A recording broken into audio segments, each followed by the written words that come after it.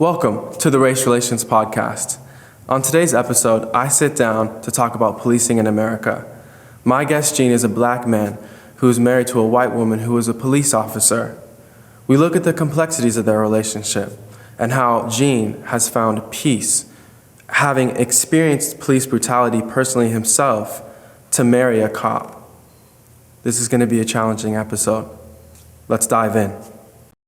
Welcome to the Race Relations Podcast. I'm Caleb Sinclair. We're going to be talking about all things related to race. Today we have our first guest, Gene. Gene is a black man, a father, and we're going to be talking about his relationship with his wife, who is a white police officer. Obviously, right now, that's a hard subject to deal with in America because there's a lot of things going on with Black Lives Matter movement and police officers that are put in situations that make them respond in the wrong way. And I wanted to have you on because there's a lot of questions that I have as a black man growing up. How do I coexist with police officers? You found a way in a successful relationship with your wife. And I want to kind of just delve into that. So thank you for being on. Thank you. Yes, sir. And let's just get to it. All right. First question is, how are you feeling during these times? You do live almost vicariously through a police officer, I would say, in your wife. And I just want to understand, what is your mindset during these times as you see things unfold? There's a combination of mixed emotions. There's sadness, there's grief, there's why is this taking so long to get better? Because I've experienced similar police brutality personally myself as a young kid.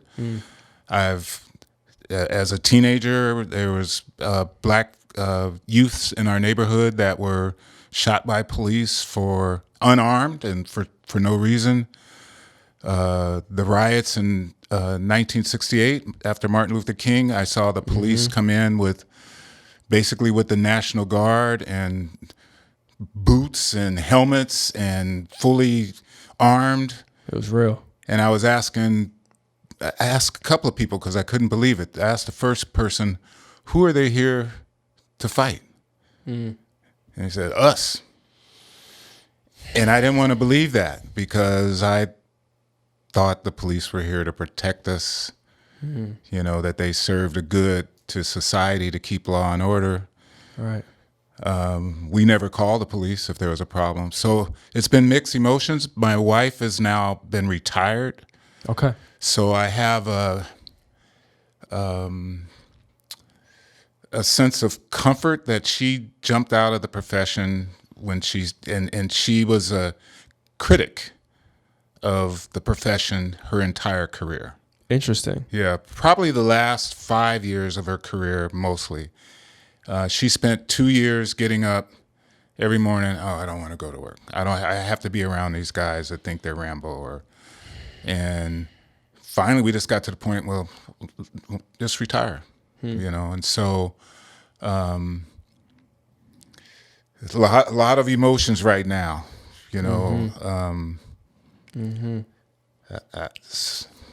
Yeah, I couldn't imagine. Going back to the first thing that you said about growing up, seeing literally boots on the ground, National Guard coming out as a black person, and asking that question that you asked, who are they here for?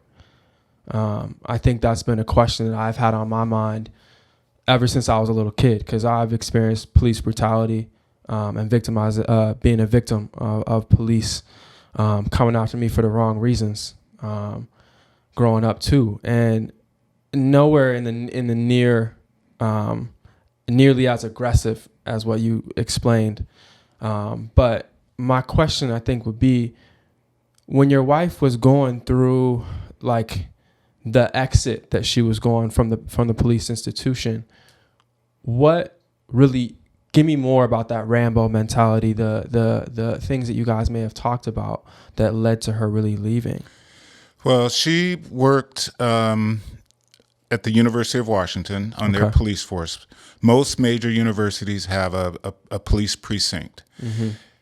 The function of a police precinct on a campus is way different from a city or even a rural where there's a lot of more different types of crimes, different types of situations. Right. These are kind of a controlled population, students, faculty, staff. Being an urban city, there's a lot of, crime around the neighborhood. Yeah. So she saw her role as, being one to help educate the students, to help educate on how to keep themselves safe. That was her primary goal, one of her goals. And so she would really get upset with her officers, mostly male, mostly white males, Yes. who felt like they needed to exert their manhood almost. It was like they walk around with a chip on their shoulders. Yeah. They weren't, the training, I mean, there's a 9 months, 6 months, I forget the exact length of time, academy that all police officers have to go through, but they don't really weed out the bad ones or the ones that don't have that attitude to really protect and serve. Right. There's some that just have egos, Right. or there's some that are flat out racist. Right. There's some that are flat out, wanting to be like this big shot, and so there were many situations where some young student, in their 20s, and the police officer, the white males, are being more assertive, especially the football players. Got it. She was friends with every one of the football players almost her entire career, every era of football players. And she really took to the athletes and tried to help them. They would get parking tickets all the time. And she said, why are we ticketing these guys? Why are we making life hard on them? And some officers would be pretty aggressive, and here's a black man, young man, and, they're trying to, it's escalating, and she would see it, and she could walk up and put hands on the officer, hands on the athlete, and things would de-escalate. Right. So she thought she had a important role there, but it wasn't enough female officers. There wasn't enough of this softer side of policing, community policing. Right. So she just bailed. Now, I'm not putting all University of Washington police officers in this category. Right. There are some great ones. They're smart, well-meaning, well-intentioned officers there. Absolutely. So I'm not throwing a wet blanket over the whole department. Right. Yeah. Let's just speak to that right now. Absolutely, there's no fact more true than all police officers are not bad. Correct. Right. I firmly believe that. Absolutely. I would second that too. There's people in my life that are police officers that are not bad people. But there are the ones that have slipped through the cracks and are now really coming to the surface in a whole entire new way. And I think one of the things that really gets looked over is the way that they're trained. And I would ask you, I don't know if your wife ever talked to you about the training that goes into being a police officer. You talk about the academy. Did she ever say that she wished that she had more training as a police officer in different maybe psychological methods or empathetic methods, different things like that? Because it shouldn't just be that your wife was a perfect example doing community policing, interacting with the community to solve problems that may rise up. But that empathetic role, the softer role that you were talking about that was displayed in women, that shouldn't just be in women. That should be universal. Women have just entered the police force in the last 20 years or so, and they can be a greater influence. Carmen Bess, for example, could be. I mean, it was tragic what happened with her, but Tell us a little bit about that. well, the city council went after her, target the police. We're going to cut defund. I mean, I'm not sure I'm agreeing with that term defund. It's too broad. It takes on, it's not precise enough to describe what they really want. And so people are taking advantage of that. Right. And they just, let's cut salaries. Let's cut the budget. Right. So all that the Seattle's been trying to accomplish just vanished. First black police officer. Right. Police chief. Or police chief, rather. Right. A female. Right. In a major city. So back to your question, remind me of it again. It was more of the training, Yeah, the just the sensitivity. training, yeah. My first interactions with my wife, prior to we were married, prior to we were dating, Right. she recruited me to sit on a panel to share my experience about being a black man and my experience with police. Really? She formed this. Wow. So to answer your question, Yeah. yes, she wished that there was more of this emotional intelligence, how to de-escalate, type of training for police officers, and that if you couldn't develop some skills in that arena, Right. that could be a trigger for disqualification. And there's really hardly any triggers for disqualification. Each precinct, each city, each county, state, police force, they have their own culture, their own training. There's nothing systematic. We should almost be like the Marines or like the Army, where there's one national standard overriding everything, that all the disciplinary action, the struggles that some officers may experience is at least made available to the public, that you can't be flunked out, for lack of a better word, from one department or one academy and then apply for another one and somehow make it through. Right. And now you're this minimal, marginal officer. Right. We should be getting the best, the motto of the Marines, the very best, Yeah. So she's always thought that the training was too functional, how to handle your weapon and discharge mace and wearing your police vest, and It's like almost like you go on to war type situation, situational training. Well, you do know who the first police officers were in the United States or in America. I mean, you talking about the slave, the ones that would come and get the slaves. Yeah. Yeah. Those are that was the form of police. Yeah. Back in the day. Yeah.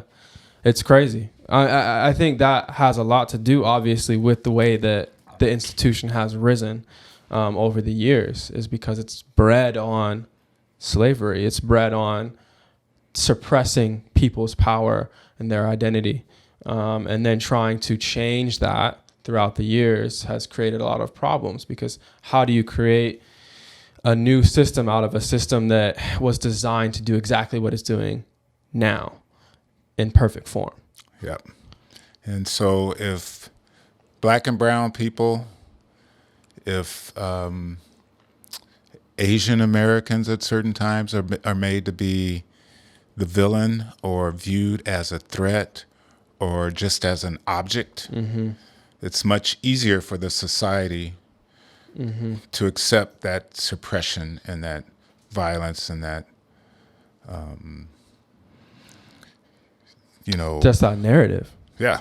Yeah. The narrative of you're at risk if you're around these types of people, and that you will be in some way threatened or have some part of your power or privilege taken away if you let these people into certain folds of the community, institutions, or whatever it may be. Now, let's go back to a word that you were talking about earlier that I'm curious of your thoughts. Again, as a black person, as a black man, who I've known for a good amount of time, you talking about defunding the police. Now, I'll share my views after you share yours. What is your take on that? How would you said you would rephrase the word, or use a different word. What do you have there? I don't have the word, but I maybe reallocate. Okay. I think there are times that there are certain calls to 911 where the police aren't the ones that need to show up. Right. It could be mental health professionals. Yeah. It could be medical professionals. It could be social workers. It could be other resources for a lot of things that are going into 911. Yeah. And so, but what do you do if something is happening? 911. Right. Right. And so, can we reallocate funds to prop up those agencies? Okay. Adding more social workers, adding more mental health counselors, Right. to be available to make those Okay. responses. And then even going further backwards into the street level, what can we do in the communities? Right. What kind of support functions can we have in the communities? Right. I remember PAL.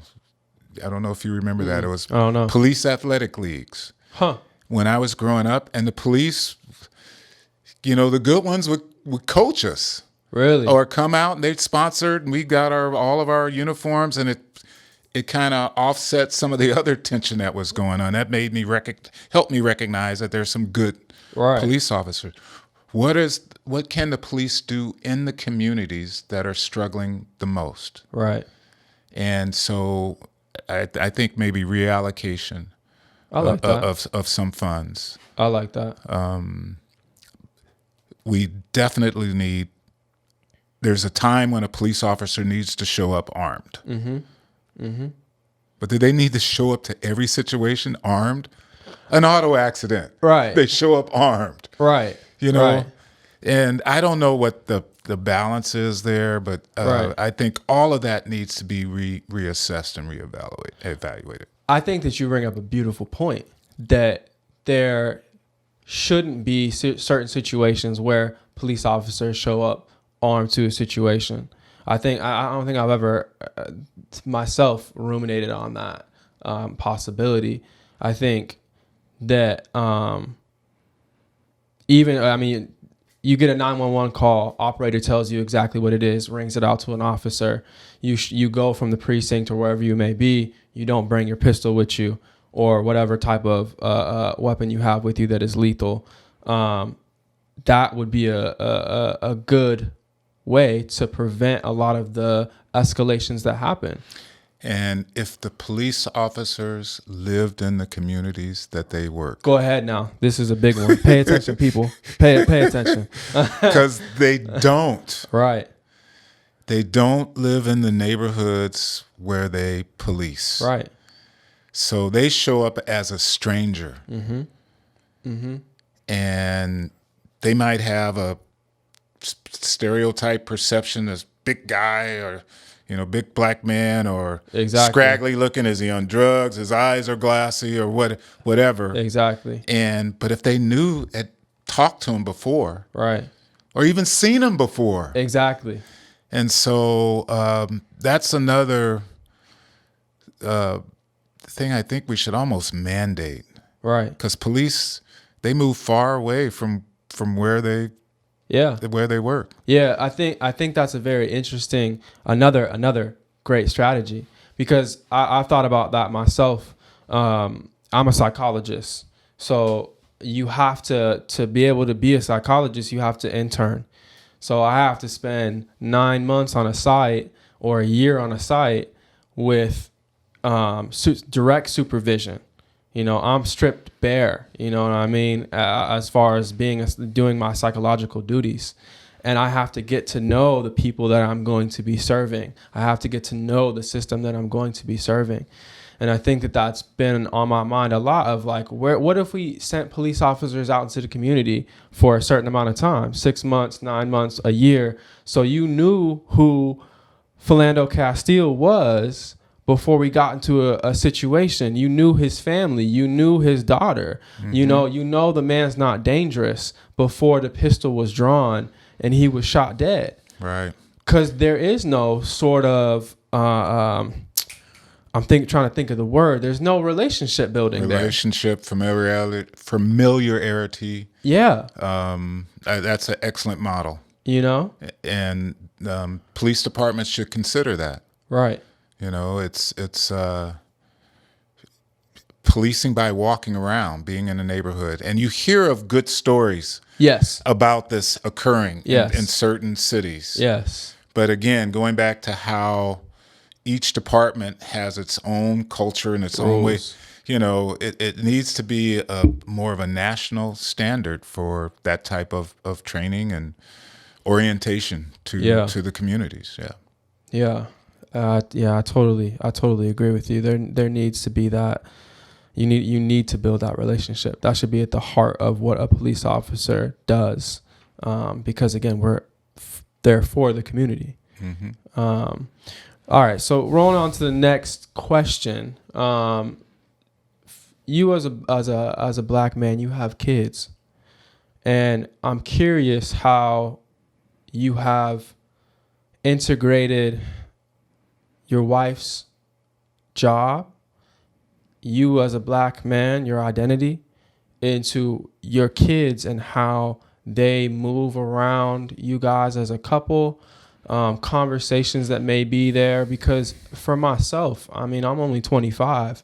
You know, I find myself trying to give police officers some sort of connection to me that allows them space to get to know who I am. Because I think that's the hard thing now. We live in a world where, like you say, police officers aren't building that relationship. And if America is going to survive, we have to find a way to allow police officers to exist, because they're never going to go away. But we need to then exist as black people in and amongst them. And how do we do that, especially if they're white, like your wife is? And so I would look to you just for any advice that you may have given to your kids or discussions. What do you got for me? Well, I have 3 older children. They're in their 30s now. So when they were middle school, when Shauna and I started dating and eventually got married, and then we have 1 child together. I met, when I first started interacting with Shauna, Right. I didn't see her as a police officer because she wasn't in uniform. Right. She was in street clothes. Yeah. She was in crime prevention. I knew she was packing. Right. That gun was hard to know, hard to miss. but I saw her more as an individual, and the identity of her being a police officer was always there, obviously, but it wasn't the driving, it wasn't her personality, it wasn't her character, Right.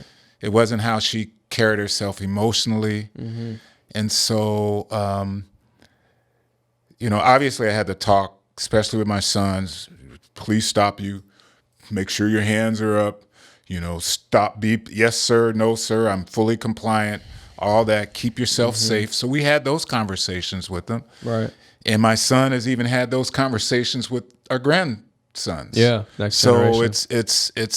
So it's I think the fact that they were introduced to her more as who she is versus a police. Right. Oops, sorry about that. No, you're good. Everybody's got the cell phones nowadays. And it's amazing that when they first saw her in uniform, that's when they were stunned. Really? Oh, they didn't recognize her hardly. Really? So it seems like there was a person behind the actual uniform, but again, we don't get to see that for a lot of people. Right. That's the big switch that you're talking about. Right. When the first time, all my kids and grandkids, they were like, oh, Just shocked. this shocked. You can see it on their face. They were hesitant. Right. In fact, they would go kind of hide a little bit. Really? Yeah. They were. Wow. It was that stunning to them Yeah. because they always just knew her as Nana or as Shauna. You know? Right. Right. And so I think that helped me. And plus the fact that my office, when I first started working with the university, we were in the same building as the police department. Okay. So they let me use their locker room to change, and I'd go jogging every day. Right. So in a way, there's one point where I passed by her office Every day. four times a day. Oh, wow. Yeah. You know, High traffic. Yeah. And so, not in uniform, in an office, scheduling me to be, do for her diversity training that she helped organize for the department. Right.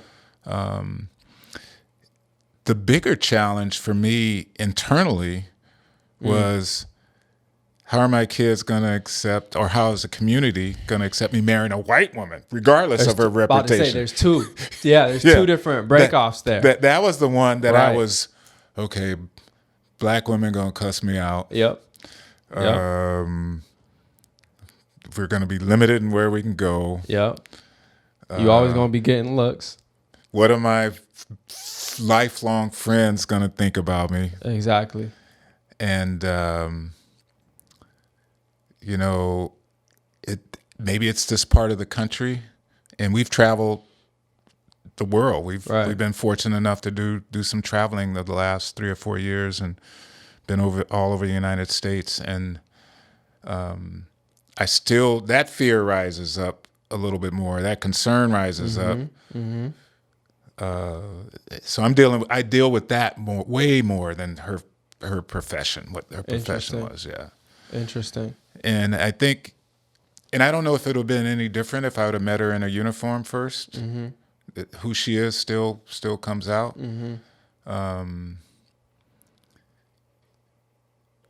She's pissed off about what's going on in this country. Right. She retweets stuff. I mean, she's really in tune to what's going on, far more than I am. I there's only so much that we can take as black people. Yeah. Right. And she's angry about it. So it was an easy transition. Well, the whole thing, she's not mom, and why aren't you still with mom? Those kind of things we've kind of resolved. Right. She didn't ever try to take the place of mom. The kids began to see her as an additional resource. Go ahead and talk about that. What do you mean additional resource? Somebody to get advice from, somebody to pick me up from someplace, somebody to take me to someplace, somebody's attending my game and cheering for me. Right. And so the relationships with the adult, I mean, it's so good. I feel so blessed and fortunate. I mean, they've. I mean, the love is obvious, right? And it's not trying to be anything more than who she is, and she wants to help. And I mentioned being generous. She's generous with her time. If any of the kids ever ask, "Can you do this for me?" She'd always find a way to come through for them. And so the police part wasn't there, but the kind of the white part was still triggered in the back. Right. Okay. Huh. So it seems like from her coming to you as a human being, right? Like that seemed to be more. It not to say disarmed you, but it made peace with the fact that she was a police officer. Mm-hmm. Like you said, that didn't really come into play with your Right. decision. When we moved into our neighborhood, or when we go somewhere, or somebody knows that one of us is a police officer, they always thought it was me. Right. Interesting. And because of female, non-traditional, Right. Exactly. male dominant right. profession. And you're in shape and everything. Yeah, too. They So, always right. thought it was me. Right. And Right. they would have never accepted me into the police academy. I know I would have flunked out. Right. Because I wouldn't have cut my afro. Exactly. Hey, you gotta hang on to those things, baby. Come on now. Huh. Interesting. So there is that. How we say, I've been saying this since this whole thing has started, or really not started, but just has come to the forefront of America's view. That empathy is forged by proximity. You never really get to know someone, and I'm gonna say that again just so we can understand it. That's deep right there. Empathy is forged through proximity. Like I don't know who you are until I draw close to you, and you in turn draw close to me, and we truly can see who we are as people. I think that a lot of times in America, we are such a titled country. So what I mean by that is that we live by the titles that we are given, right? And if someone asks who you are, it's, well, I'm a police officer. If someone asks who you are, I'm a psychologist, I'm a doctor, right? It's not who are you? I'm a person that believes in peace, unity, love. I'm a father. All these different things. We go by our occupation more than we do anything else. It's not really values or virtues that we identify ourselves by. And a lot of times I feel like we get lost in this role disorientation because we do so much in America. That police officer or the doctor, that takes precedent over who we truly are as a person. Right. And the values of that institution that we're holding, that we have as a job or occupation, then start to override who we are as a person. There's disharmony because, again, I'm standing more for the institution than I am myself. And that proximity, Right. an additional barrier to that proximity is the hurdle of misinformation, perceptions and biases. Of course, the lack of familiarity, negative press, all the stereotypes. So even if you do go over all those hurdles, you got to get over all those hurdles. Yeah. Because we have this preconceived notion about what the white suburban couple thinks and believes, Right. what the black family living in the public housing, what they believe, and Right. you automatically have these perceptions that come to mind, Right. and that's something this country really needs to work on. And what's encouraging now is all the dialogue about this. Yeah. I've heard more systematic prejudice, injustice, Right. than I've ever heard just these last several months. Yeah. And so if the conversation can continue and people could say, I never realized that, or how privileged I was, or I never had to worry about what happened if I got pulled over by the police. I haven't even thought about that. It was no Right. big deal. Right. And so if that could waken up the consciousness and help lower those hurdles, I don't think it's going to knock the hurdles Right. down, but at least lower them so you can step over them. Exactly. That proximity can, we can get to that proximity that you talk about. Yeah. Yeah. And I really agree with everything that you're saying about this, the perception that is preached in America. We have to, every single movie that we see, except for Black Panther, rest in peace, Chadwick Boseman, man, is, besides for that movie, Black people are always portrayed in a bad way. We're always the drug dealer. We're always the rapper that's talking about women going to go do this and this and this and all these different things. We're never given the respectful man and woman that is out trying to live life. There's as a not family. enough of those. Right. There's far and few between of those positive image Right. of especially the black male. Right. And people go see those and they may think, oh, this is just a movie. Right. But it has an impact. Oh, it I mean, subliminally messages you. Yeah, Tough. Yeah. How did you? I think one thing that I've really struggled with over this last week is the recent shooting of Jacob Blake. I think going back to how you're talking about, there's so much more. There's a lot more dialogue in America.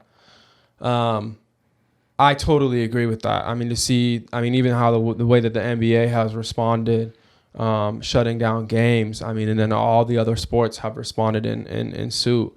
How there is a lot more dialogue of governors and different people coming out. Portland governor, or Portland mayor coming out that talking about just how Trump is not leading our country in a way that should be the way that it should be. We're having these conversations, but again, I just felt as a black person totally dismayed, disheartened, depressed by seeing, after we had all this dialogue, all the protests that were out, again, we're stuck in the same system where the police don't understand us, don't take the time to see us as humans. Just so we understand too, 7 times in the back, that takes a lot of mental, you have to go there. If you ever shot a gun before, pulling a trigger, it's a heavy trigger. You have to actually think about pulling that gun 7 times. It's beyond just reactionary. It's intentional. So I don't know. What I'm asking is just, what did you think after that? What did your wife think after that? Did you guys talk about it? We're so, our emotions are so frayed that we haven't really talked about it. We're all the emotions. We're angry, optimistic, Right. hopeful, but sad. Like what we talked about before, these are individuals that there's no reason why they should be in the police force. Right. And why weren't they weeded out? Why weren't they at it? There should be psychologists like you working for each police department, assessing the mental health, the emotional health of every single officer that's working on the front line, and even those above. And so it's been a real mixture. There's times, and I told my group that I work with that I was feeling a level of fear rising up. Mm-hmm. Like, am I going to get shot? Right. How safe are my sons and grandsons? Mm-hmm. And I had that fear as a young boy, mm-hmm. Seeing the riot police and the National Guard and knowing that people were getting shot, getting beat up. I seen friends who were arrested and you see them the next day, there's no front teeth. What happened? Oh, they beat me up in the back of the car. That's crazy. And then that was in the 60s. Yeah. And here we are at 2020. I want to think that right now could be a launching point of increased awareness. Mm-hmm. But I think at the same time, America, suburban America, the wealthy, the upper class said, oh no, we had a black president for 8 years. Go ahead. And then there's this big sense of I got to protect my wealth. I got to protect my family. I'm scared of those because there hasn't been any proximity. They just want to take over. They want to get all the jobs. Right. I'm losing jobs because the traditional careers that people went into it's changed. Right. It's changed drastically. Absolutely. And so now I'm going to be the minority. It's a scary thought. Scary. And are they going to do to us what we did to them? Right. And they don't know brown and black people. Right. That's not even on our mind. We Right. just want equal We just want to slice the cake. That's it. Yeah. And just so we understand too, like it's been 400 years. We haven't done it yet. Yeah. If it was gonna happen, it would have happened already. Right. It's not in our minds. No. Like we just want to live. That's the biggest thing. Yep. But I don't think white America, the extremists on the right wing, Right. I just don't think they even want to, because we also now have a president that's projecting all this. Doesn't help. And so, but I do, I want to remain optimistic.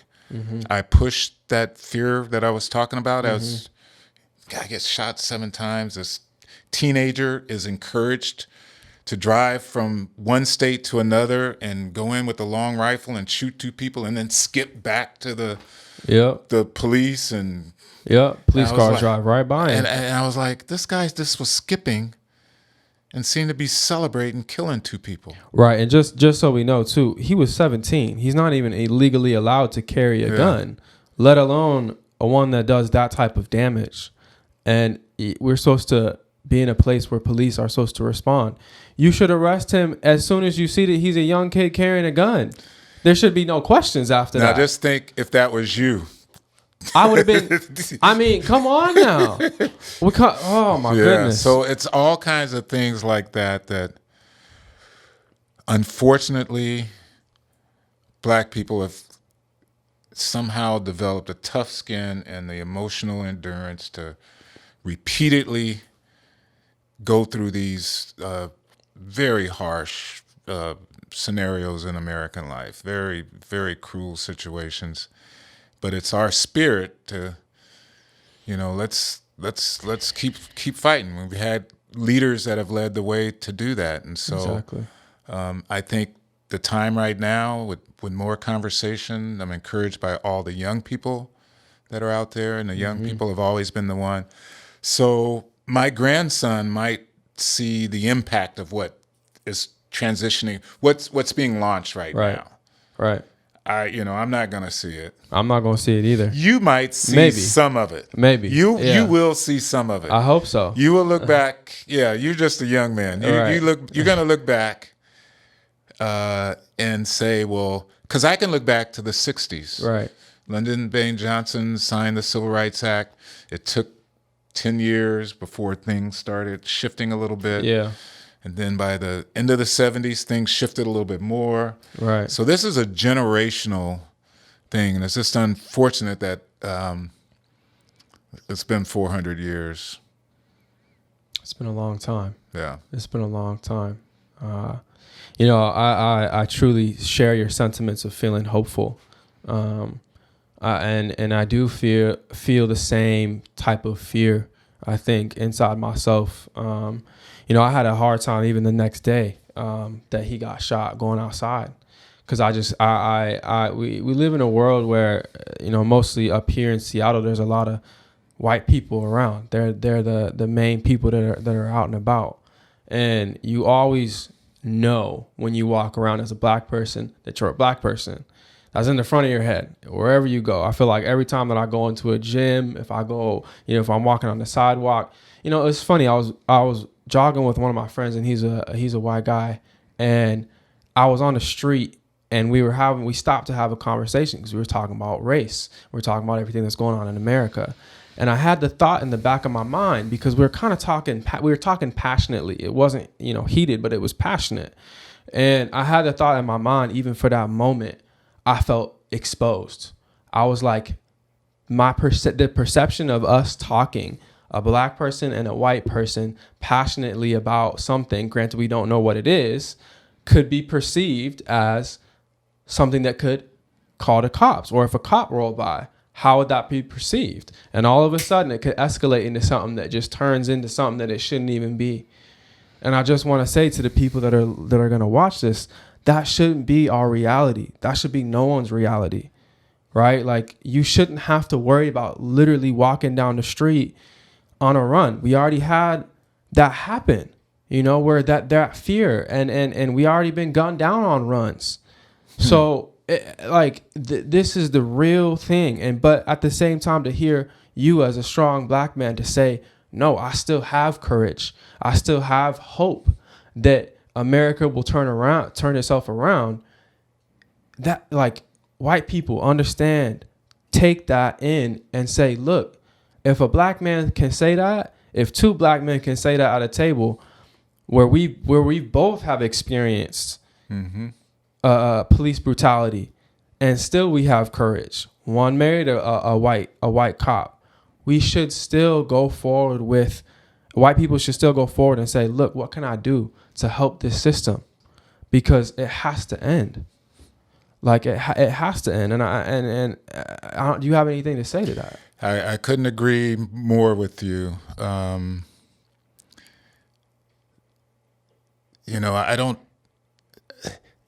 I can't see that it will end. I think that's a pretty aggressive statement. Right. But let's continue. Let's continue to get better. And the discrimination, the systematic systems that keep black people down or make it harder for black people to make a living, live in a nice home, all those things, be educated. Right. And part of my hope is my own example. I grew up on welfare and I've middle class. That's a big leap. That's a huge leap. That's what America can be. That's a huge leap. But how many extra hurdles that I didn't even know I had to jump through, because there was no generational wealth. I didn't have something passed down to me. I know my great-grandfather was a laundry worker, but I can't go back any further than that. Right. Because we were enslaved. There was what are the records? Right. All of my siblings are successful. I thank my mom for that. Shout out to all black mothers. Black mothers. And then I have friends that are physicians, that are attorneys, that are leaders in their industry, that have rose up, and they're raising brilliant children. These children can be the same ones that further this conversation, further this dialogue, to further to reduce those hurdles and get the proximity a little bit closer. So I there's black people are brilliant and they're brave and strong and just by nature optimistic. And you gotta be.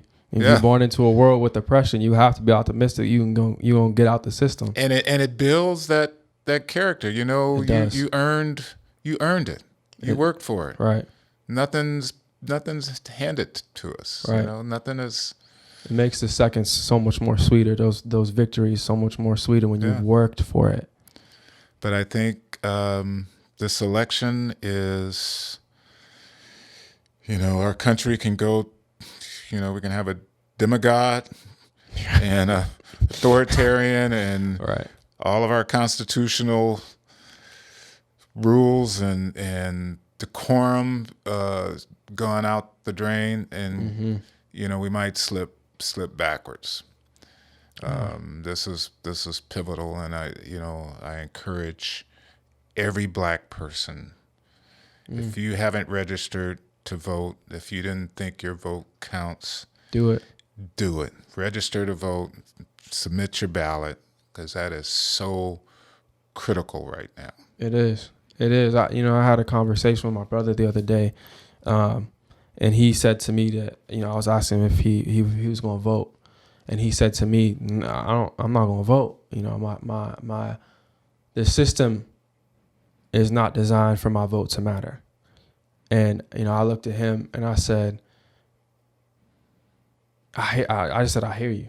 I was like, I hear you. Yeah, because he's right in a way. All the gerrymandering and, right. The hurdles, you got to, how many jelly beans are in this jar? Right. Like, and I just felt in a moment, just like the fact that you can say that this country is great. And don't get me wrong, there's a lot of great things about this country that provide ways of people, making a way for themselves. But if you don't feel licensed enough to even do what you were designed to do, to promote your own gains, your own way in the world, if you feel suppressed by that, even, this system is so powerful, people. I need you guys to really understand that. Someone feels that the system is so suppressing that they don't even want to vote because they feel that they're being suppressed and oppressed by that much. And, I don't want to take too much more of your time, but the one question that I have is, as a black man married to a white cop, would you want your kids ever to be police officers? And I know that they have, their own careers already, but let's just hypothetically say that one of them wanted to be a police officer. What would you say as a black man? It'll probably boil down to my 3 grandchildren right now. I would say yes. Their spirit, their personality, and the education that they're gaining now, how they're being raised, they would be the type of police officers that this country needs. Would I worry about them? I worried about my wife. She was working a football game once, and the other team won, and they're rushing the field, and she's out on the field. Wow. And I was like getting up to go help. You know? And I realized she's going to take care of herself. She knows how to take care of herself. I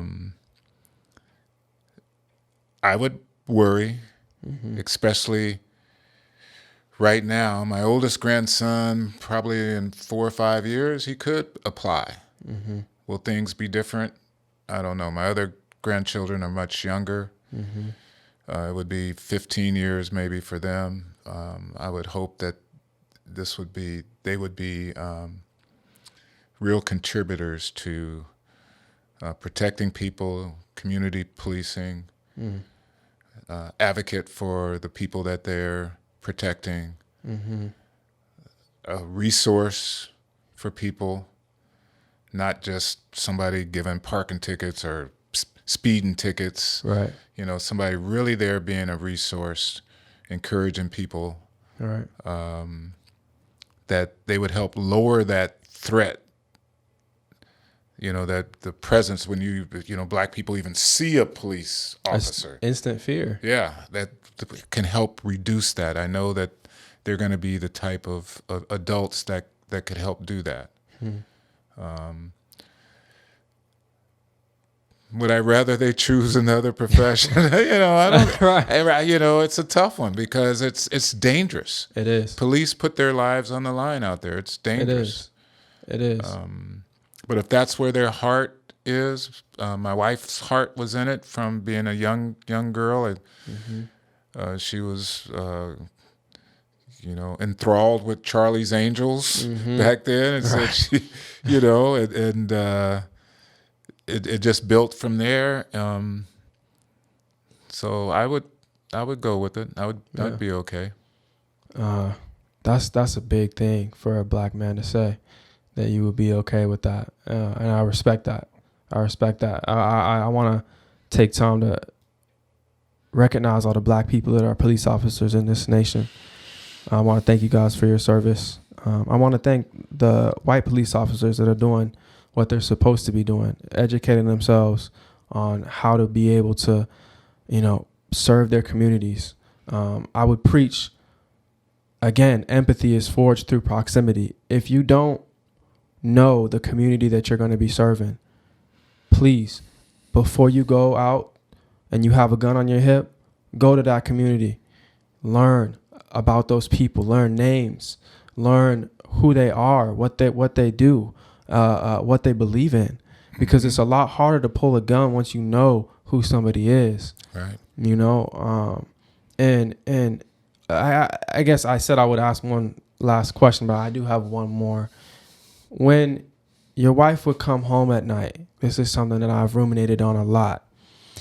When she would have a day that was just what was a good day and a bad day for her? Because I feel like when people come home to their wives or their husbands or their partners, or what are they saying when they get off of their job? Is a good day equivalent to I didn't have to arrest anybody, I didn't have to pull anybody over, I didn't have to write any tickets, and I helped somebody today, I made a connection with somebody in the community today? Or is it, yeah, I came home and I shot somebody and it was a good day, I saved America? What were those conversations like? The good days were when she gave a presentation at student orientation, freshman orientation. That's beautiful.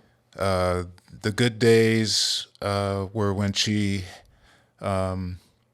it's good and bad, but when she was able to make a breakthrough with a female student who might have been sexually assaulted. The bad days, she was the only female officer the department paid for her to go out of state, right, a week-long training right, on, how to be an advocate for sexual victims, right, investigating tools, and just tips for supporting students, because so much of it goes unreported. right, She was passionate about that. She was going to really be awesome with that. right. And 7 or 8 months after she was trained, because of the union procedures, she's reassigned to another division. Wow. Now, what sense does that make? That doesn't make any sense. So she comes home, that's a bad day. Right. You get that news that they won't make an exception to some rule that doesn't make any sense. And then they rotate a male officer in there.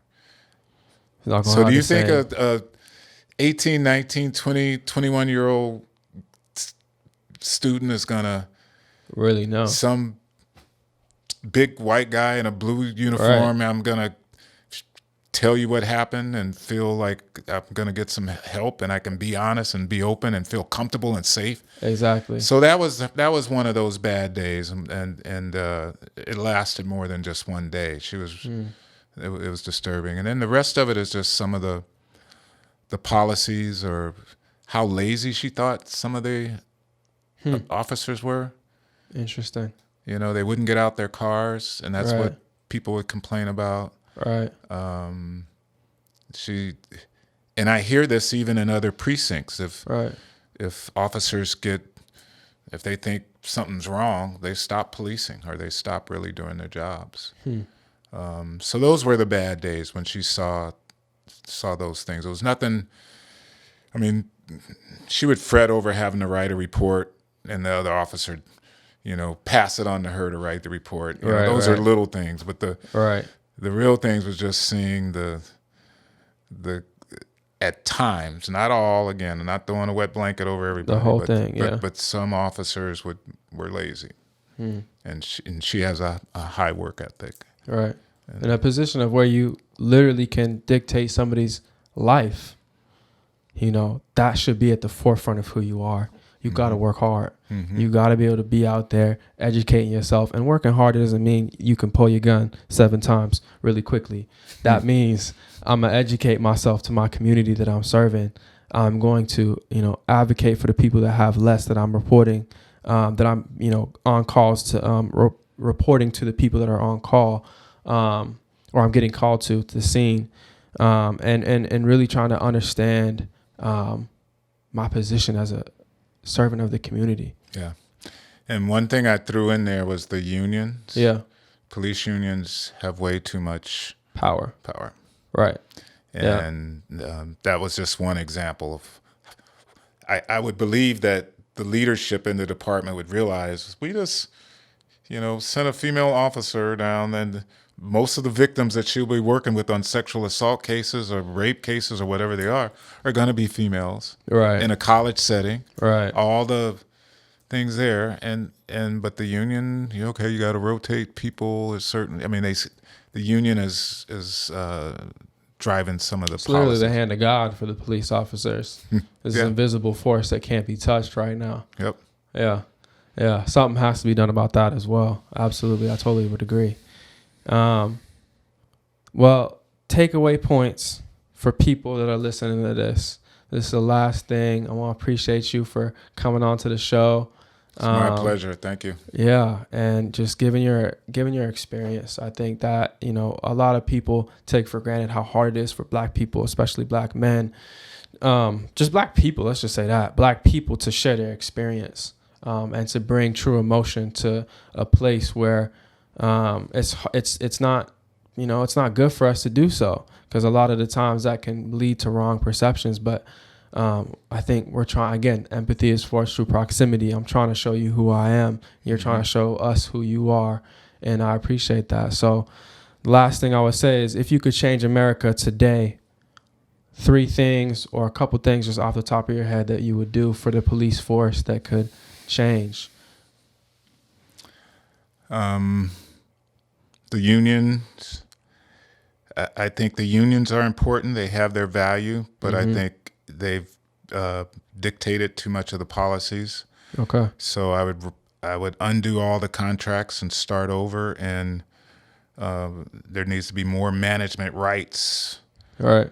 And I think there needs to be a national standard for the police, similar to the Marines, and it needs to be more transparent. All right. If you don't cut it in one precinct, you shouldn't be allowed to go to another one. Yeah, that's absurd. Right. And the disciplinary records on that same note. A lot of these cases, officers have had 12 previous disciplines. Right. And that's just, who keeps their job? Exactly. If you get in trouble that much as a psychologist, you get fired. Yeah. Right. Like I would be fired a long time ago if I had that much. If a doctor gets that wrong, I mean, if you get in trouble that many times as a doctor for malpractice, you get fired. But as a police officer, you don't. And then the third thing is the that reallocation, not defund. Right. But reallocation to social services, more community involvement. Right. Assess whether you need a armed officer to show up to a car accident. Right. It's all kinds of stuff. Right. Right. So those are my 3 takeaways. Okay.